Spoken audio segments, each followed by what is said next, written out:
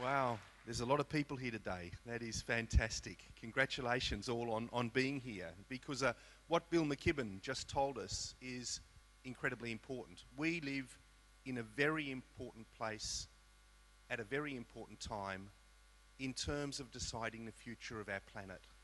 And to see so many young people here today really gives me great hope that we're going to do something about this very necessary issue that confronts us all. I want to just give you a more personal talk this morning, tell you a little bit about how I got to be where I am and so concerned with climate science, because so many of you are just embarking on your careers, just thinking about where you might go. And I think it's important to understand what opportunities are out there to address this issue and become involved. I also want to talk a little bit about future Australia, what this place might look like in future, what the big challenges are. But before I do that, I want to also just cover the basics of climate science to encapsulate the essence of the problem, if I can, for you. I spent most of my career pretty unaware of climate change. I'd heard the words in the 70s and 80s, but they didn't mean all that much to me. I was a keen young biologist getting out there in the Pacific Islands or the mountains of New Guinea, documenting the kinds of animals that lived in various habitats, discovering a whole lot of new species, getting way, way out beyond where anyone had been before to explore biologically in parts of the region. And also, I was studying fossils in Australia at the same time, so going out into central Australia and digging in salt lakes and finding the remains of ancient rainforests that flourished in the centre of our continent 15 million or 20 million years ago. Now, you would have thought that with all of those opportunities of engaging with nature and seeing all of this fantastic environment and dealing with its deep history, that I might have got climate science. Sure, I understood that our climate changed at times, but the bits hadn't all fallen into place for me. And that really only happened in the 1990s.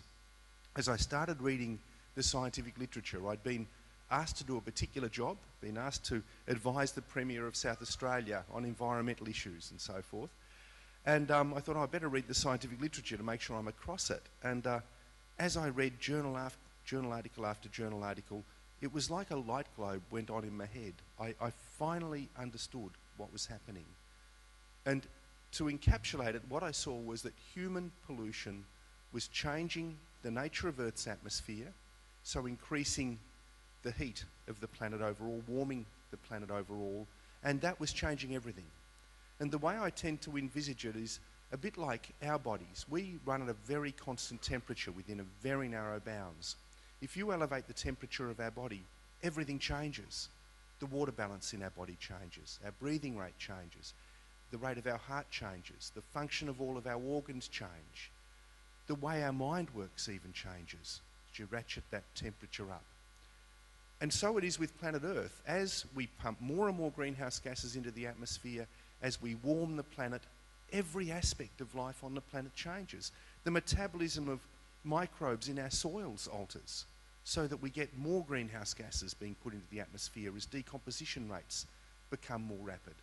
The levels of the oceans rise, and what was once a beach becomes shallow sea. The intensity of events across the planet changes. We get more angry weather events. We've just seen the angry summer in Australia, where we saw 123 weather records broken around this country. Not just heat waves, not just extreme bushfire days, but floods as well. The whole system starts to shift. And of course, just as a fever endangers our body and can damage various organs of our body, so raising the temperature of the planet in that way and causing more extreme events endangers individual species. And as I was working in Papua New Guinea and other places, I saw this start to manifest. I saw environments like those on the top of the highest mountains in New Guinea start to change. You know, way up there above the tree line, above 4,000 metres in New Guinea, even though the island's on the equator, there's still glaciers on those highest peaks. They're melting very, very quickly. But more importantly, the alpine ecosystems below them, which mostly are little shrubby rhododendrons and little herbs and so forth, just not really a forest, they're a very, very low vegetation. but they have a unique flora and fauna. You know, some of the world's largest rats, a metre long, live up in those habitats. They're so poorly known that it wasn't until the 90s that they were named. Tree kangaroos that look like little pandas live up in those environments. Unique birds, birds of paradise, are also found up there. But year after year, as I worked in those habitats, I saw them start to be encroached upon by the forests coming up from below. And the reason that was happening was the planet was warming. I now know, I didn't know then, but I know now that the tree line was rising as the planet warmed. And it didn't take a big calculation once I realised that to see that if we did nothing about this problem, those habitats, some of the most beautiful habitats on the planet that have been in existence for millions of years, would vanish, if not in my lifetime, then in my children or grandchildren's lifetime. And that to me was intolerable. Realising that was like flicking a switch in my mind. All of a sudden, all of these very diverse experiences that I'd had, from seeing floods and droughts in Australia through to watching the tree line rise in New Guinea, crystallised, and I saw it for what it was. This tremendous threat to the biodiversity all around us and ultimately to our civilization. You know, if we go on as we are, we could lose 2 out of 5 or 3 out of 5 of the species that we share this planet with by the end of the century. I don't know how to quite conceptualise what that means, but if you've got a backyard with, 10 species of birds in it, by the end of the century, if we continue as we are, there might only be 4 of those 10 left. And they'll be struggling because the ecosystem will be torn apart by those extinctions. We'll start to see a decline overall in the quality of life, in the biggest way you can think about it, life on this planet. If I was speaking to you a couple of years ago, I would probably be much more down in the dumps than I am today, because having explained the problem and how severe it is, until very recently, I personally only harboured faint hope that we'd avoid the worst of dangerous climate change. I now feel really differently about the issue, and that's come about because of a couple of things. One is, as tough as it's been out there to get political change and to get action from government to address this, we're now starting to see that action really bear fruit. We've seen the carbon price in Australia and the series of regulations that the government's brought in over the last several years start to really affect the emissions in this country, the greenhouse gas emissions. We are, per capita, the worst polluter in the developed world. 20 years ago, no, less than that, 15 years ago, 90% of our electricity came from burning coal. These lights would have all been powered from burning coal. Today, only 72% of our electricity comes from burning coal. Still a horrifically high number, but we're starting to make some progress. We're starting to see emissions go down in this country. So again, if I was looking back 3 or 5 years ago, I would have seen Australian emissions just climb. That's what everyone was projecting. Last year, we saw emissions here go down by the slimmest of margins, 0.2%. Is that the peak year, or is it not the peak year? I tell you, the answer to that question depends on us, on what we do. We can make that the peak year if we continue to put the brakes on greenhouse gas emissions using all of the levers that we've discovered. We know they work now. We know that pricing carbon works. We know government regulation works and a renewable energy target works. We know we can control the problem. The issue now is just, do we have the political will to continue on? And of course we know the cost of this. No solution is cost-free. That is absolutely sure. We have to pay to reduce our pollution. But we've lived in Australia now for over a year where we've experienced those costs. We know that they're bearable. They're not going to destroy the economy. Wealth is going to continue to grow in this country as we address the issue. We simply need to remain deeply committed to do that. Now, Australia, we're the 15th largest polluter on the planet, per capita the biggest, but we still only account for 1.5% of global emissions. So why does Bill McKibben say that we're living in a significant country, a really important country? I can tell you part of the reason for that is that the eyes of the world are on us.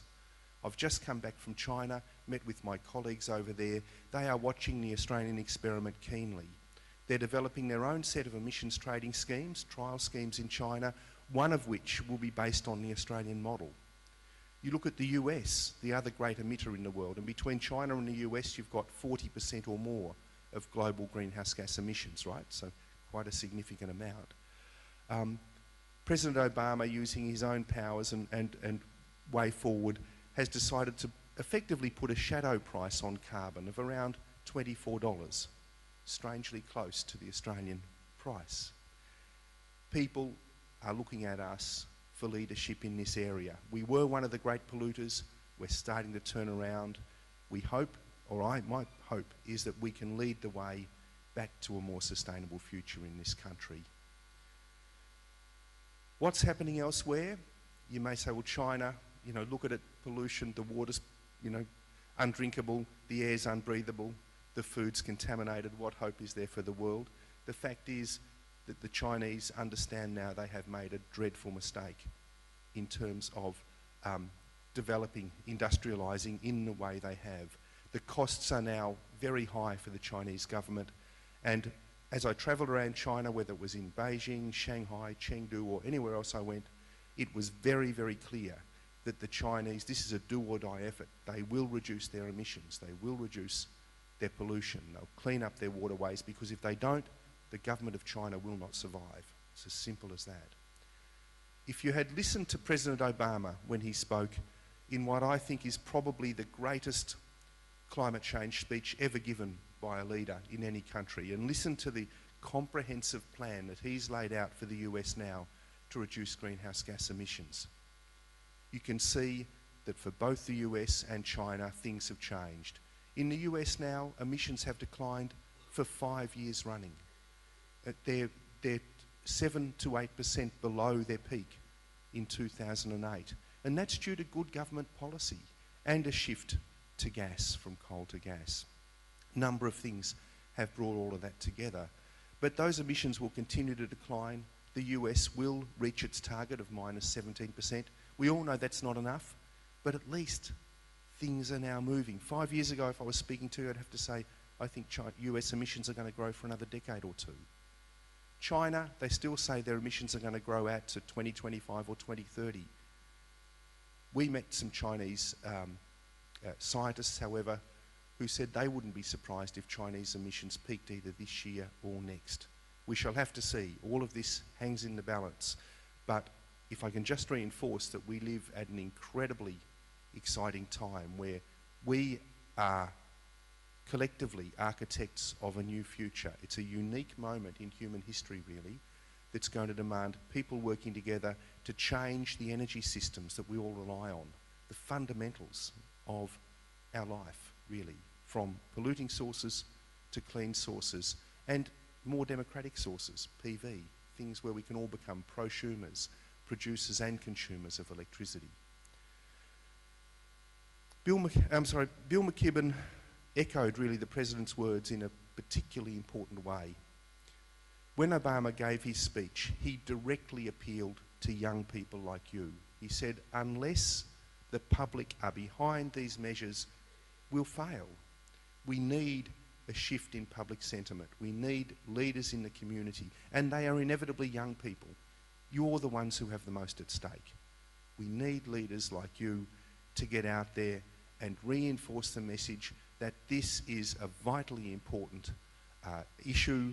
It's a hugely significant political issue, because unless we deal with it politically, we're going to fail. We know that. We have to act collectively in this, and that the quality of your future will depend on it. We don't want to be living in a world where 2/3 of species have gone extinct, where our climate's destabilised, where quality of life is degrading. We don't need to do it. I mean, why would we do that? We'll succeed if we can keep 4/5 of all of the fossil fuel reserves on the planet in the ground. Now, what a challenge is that? Imagine the trillions of dollars that are going to have to lay potentially untouched under there. So that's the opposition. That's the great challenge for us all. But seeing what's happened so far, seeing the dramatic decline in the cost of renewable energy, sensing the shift that's happening in China and the US, for the first time in many years, I'm really optimistic. And I'd love to leave you with that optimism and just say, use this day as a springboard. Use it as the beginning of a renewed commitment to find your own way forward in terms of addressing this issue. It might be in climate science, it might be in industry, it might be in ecology, in environment, whatever it is you plan to do with your future, or the law or anything else, whatever you plan to do with your future, climate change is going to be an important part of that, because climate change affects everything. It affects the metabolism of the planet, therefore it will affect everything. All the very best of luck for the rest of the day and for the rest of your lives. Thank you.